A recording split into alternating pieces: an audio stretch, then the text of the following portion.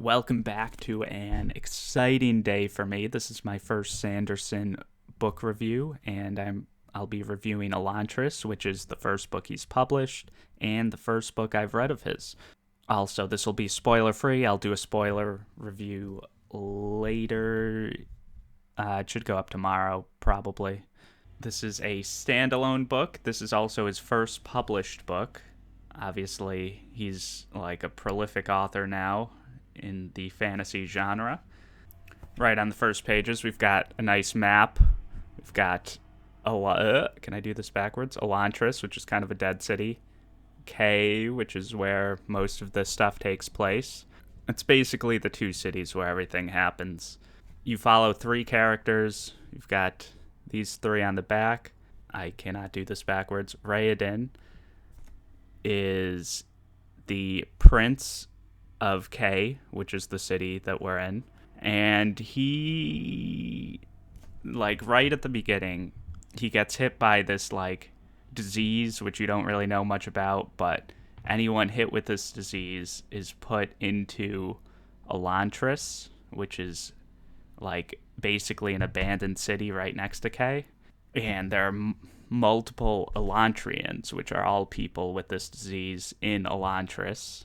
And they're all, like, dying slowly, and there are different ailments that Elantrians have. Their skin gets, like, gross and blotchy. Their hair becomes, like, gray and falls out.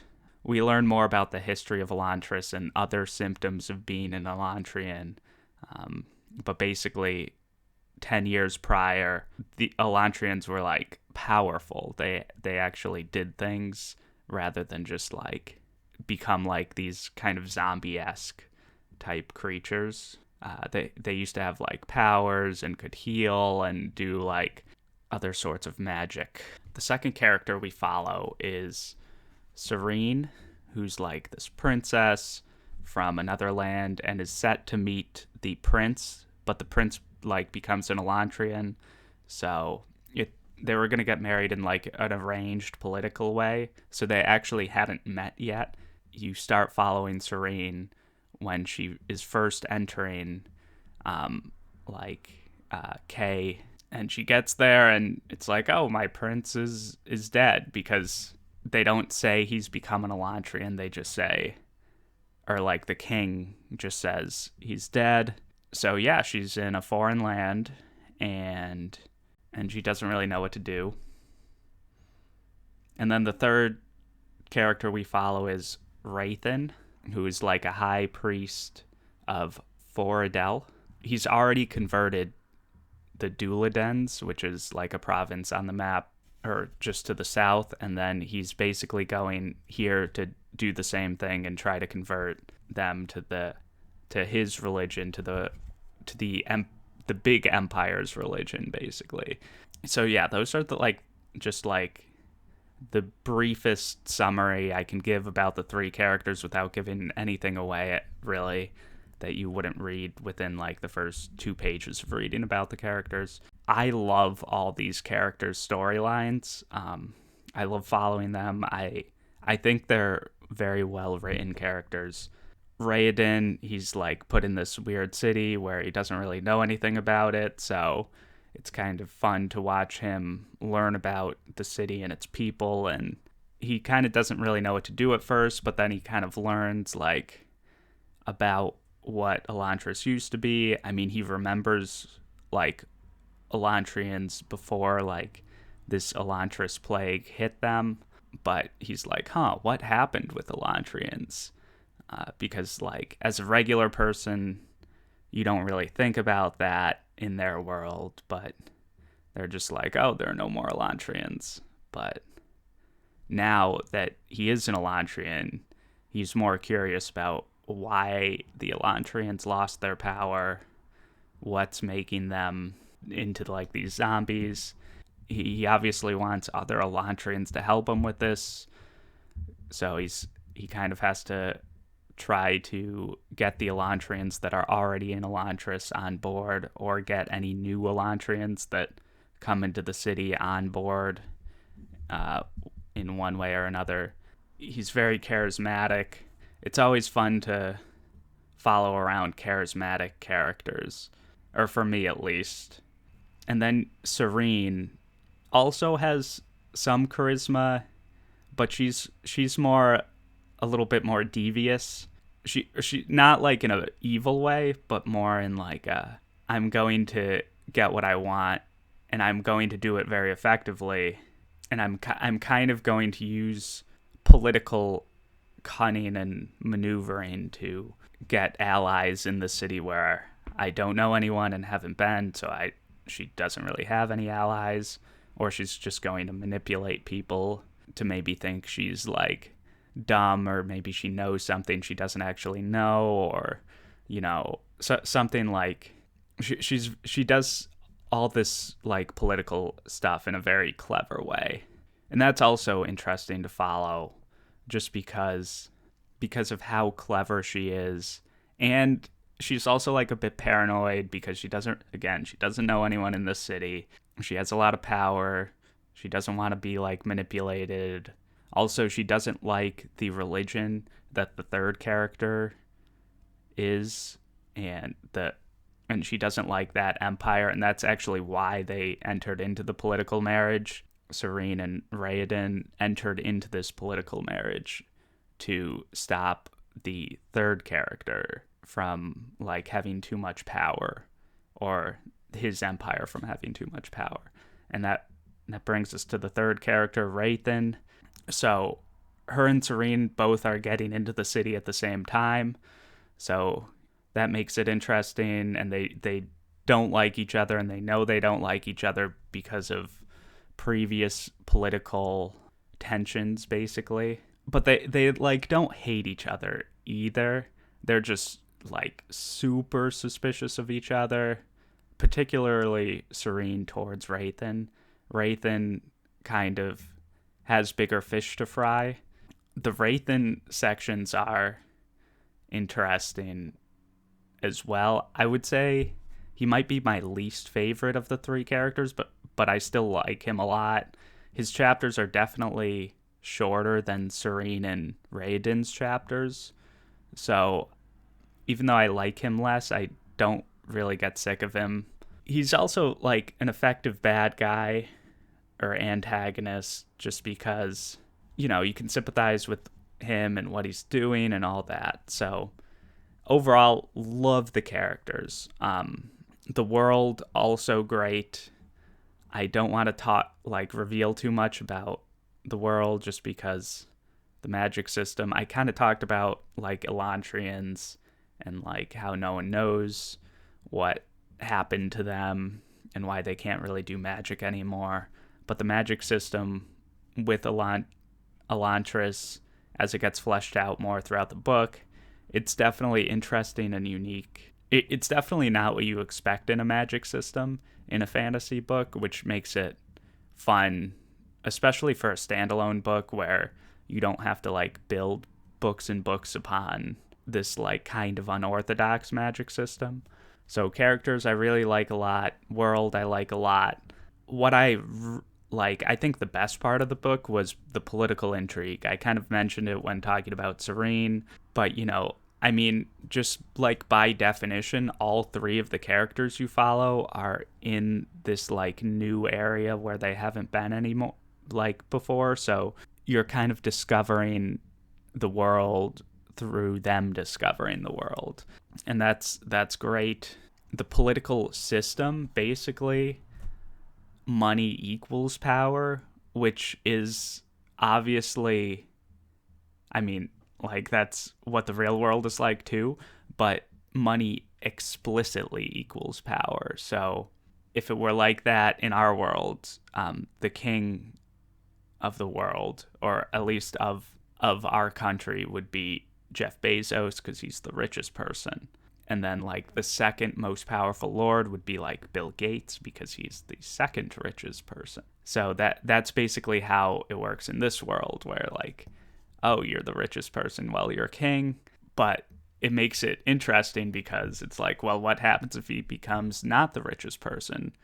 Or what if you are like a rich lord but you lose all your money? Or what if someone like sabotages your business empire, if you will. Like, it opens up a lot of like things like that, or like, well, what if we like combined our vast amounts of wealth somehow? So it leads to like these unorthodox sort of coups that are possible. So it melds like the worlds with the political intrigue, which I think is great. But beyond that, just like the political intrigue generally with the characters, I don't think it could be done any better in like any book, basically. Overall, this is definitely my favorite standalone fantasy book, although I haven't read like a whole lot of fantasy sci-fi standalones. Usually there are books in series.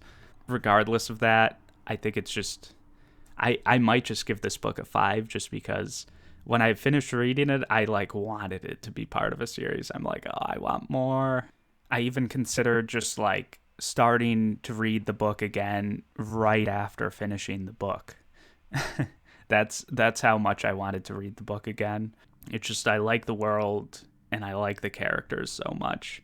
I've tried to like figure out why people like other Sanderson books more than this one, and I think to do that I'll just have to read other Sanderson books. I started Mistborn. I'm like kind of maybe a quarter of the way through. Not maybe like a fifth. People aren't like a huge fan of the characters online. They say they're good, but not like as good as his other characters. And, maybe that's true. These characters are all a bit older. I think a common thing for fantasy books these days is you follow around at least one character in their teens, so they have a lot of room for personal growth. These characters are all at least in their mid-20s, so they kind of are who they are. They all definitely do kind of learn something, but it's not as, like in Mistborn, you can tell, like, Vin, like, right away, just from reading a little bit of it, is just not trusting of anyone, and that's kind of something that maybe she should overcome. And you're kind of more on a personal growth journey with other characters in other books, more so than in Elantris. But, like, don't get me wrong, there's some personal growth in Elantris, but it's definitely more of a side plot, which I'm totally okay with. A lot of books, I feel like sometimes they focus almost too much on personal growth, and obviously you need characters to have flaws, and then they can overcome their flaws, and no one wants to read about a perfect character. But at the same time, it would be weird if Serene, for example, was just horrible at political interactions because she's been like the princess to this kingdom her entire life. She should be an expert at that and a lot of things that go along with that. And it would be really weird if she wasn't good at telling a lie, for example, or she wasn't good at hiding a secret, because she's a high level political character. Politicians are notoriously good at lying. They're good at keeping secrets. But it takes like downsides of being a politician. So like I said before, Serene's a bit paranoid, and it's fairly normal for like royalty or politicians to be paranoid of some plot to overthrow them, because a lot of times stuff like that exists in various fantasy worlds or even like the real world. So, but that may affect her interpersonal life. So maybe she should learn to be more trusting in some situations, at least. Like, that's the sort of like very minor flaw in a character. Like, she shouldn't be trusting, but like maybe she should broaden her trust to be a little bit more trusting. This is like the best fantasy book I've read, basically. Up there with the Game of Thrones books I've read and like Harry Potter. That's where I would put this. Seriously. And it's funny because this is like Sanderson's least liked book, maybe, even though people love it still. Everyone likes the original Mistborn trilogy more, or like Stormlight Archive more, and even like Warbreaker as a standalone book. People seem to like Warbreaker more than Elantris. So yeah, I'm definitely excited to read more Sanderson. I think really what put this book, why I'm praising this book so much, what put this book over the top for me, everything connects so well. Like the political intrigue connects with the characters, which connect with the world, which connects with the magic system. It's all like, it feels like a very well plotted out book. I mean, this book is over 600 pages.